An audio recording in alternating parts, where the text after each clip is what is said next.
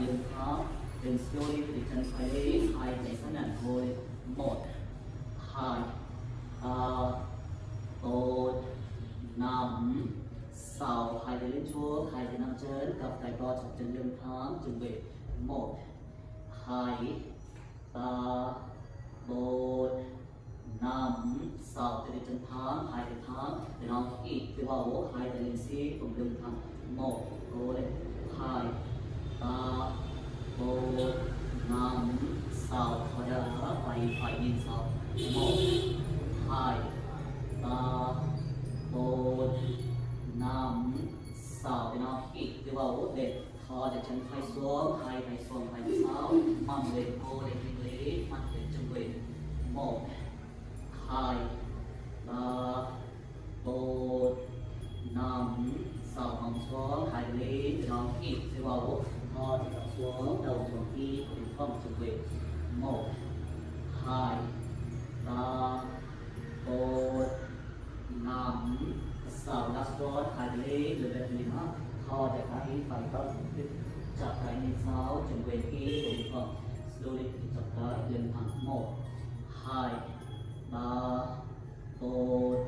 5 6 thì nó ít từ vào thò để phải xuống chân phải tập lưng thẳng như tháo chân trái lý hai tay sang ngang thì nó ít từ vào chuẩn bị 1 2 cố lên 3 4 5 6 hai tay lên xuống hai tay nắm chân chân lý đo chập chân cấp tay lưng bằng xí cùng phong 1 2 3 4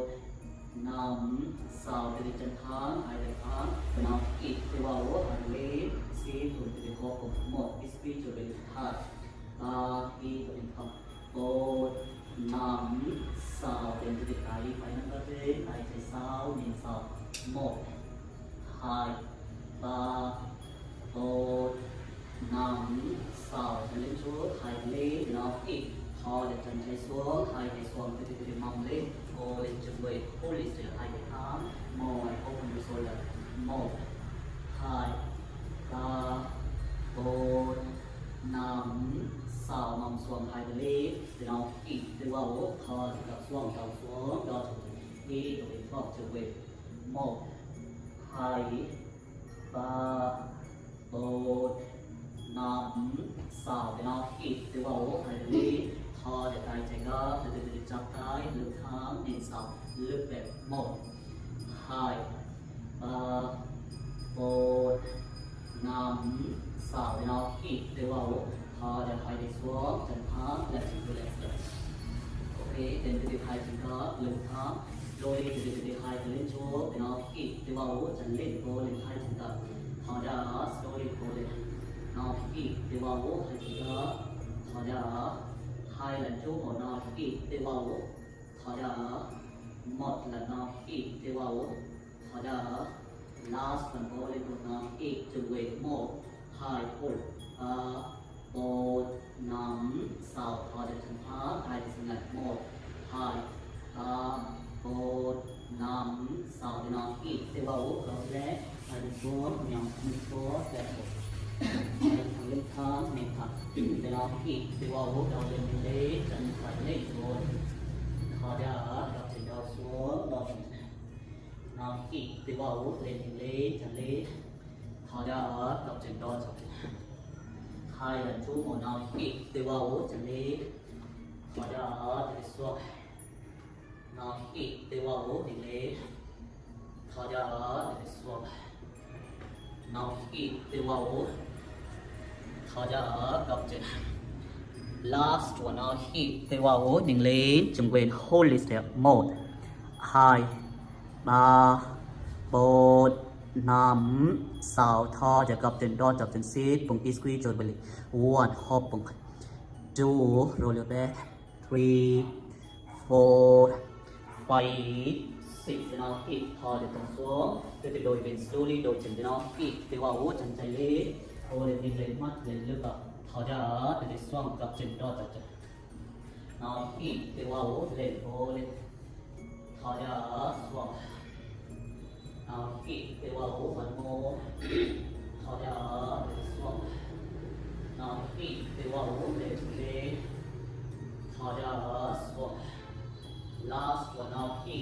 vào thì lấy chuẩn bị hold it 1 2 3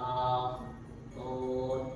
5 6 thò được cái thọ chế đó chuẩn bị 1 2 3 4 5 6 đi xuống em để nó khi nó đã chạy được mong số đi được không sao lại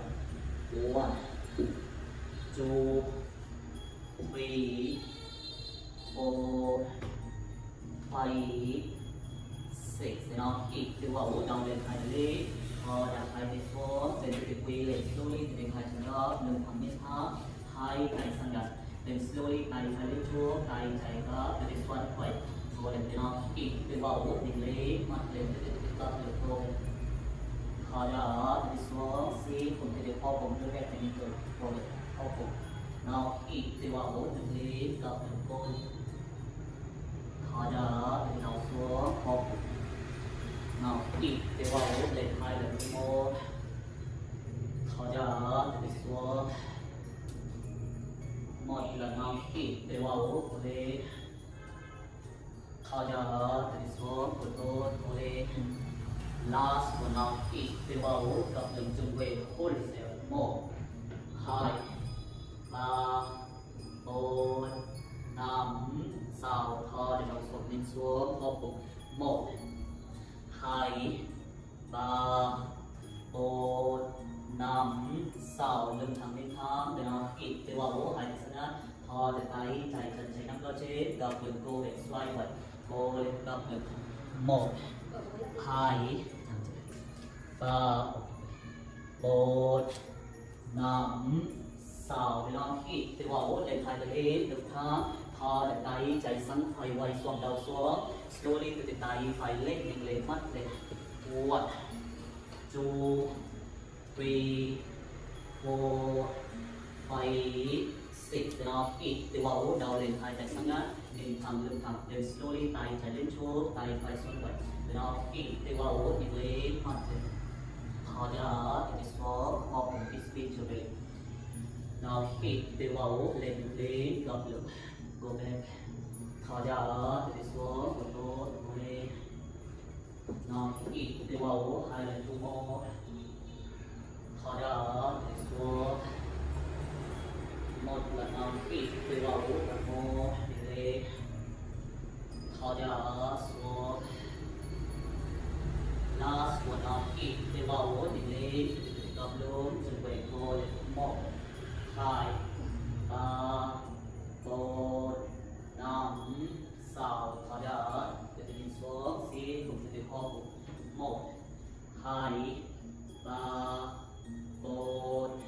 5 6 lưng thẳng hai chân á thì nó kịp từ vào thò để tay phải xuống nằm vào chân slowly xoay quay gấp từ vô về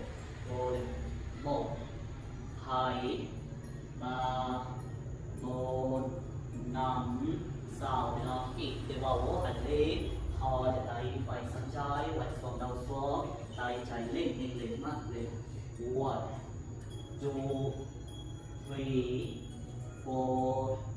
5 6 thì nó kịp từ vào lên đầu lên hai lý thò để hai tay xuống lên từ cái xuống slowly từ cái mong lên đi từ cái mong từ về 1 từ cái xuống mình xuống được cái chi được cái 2 3 4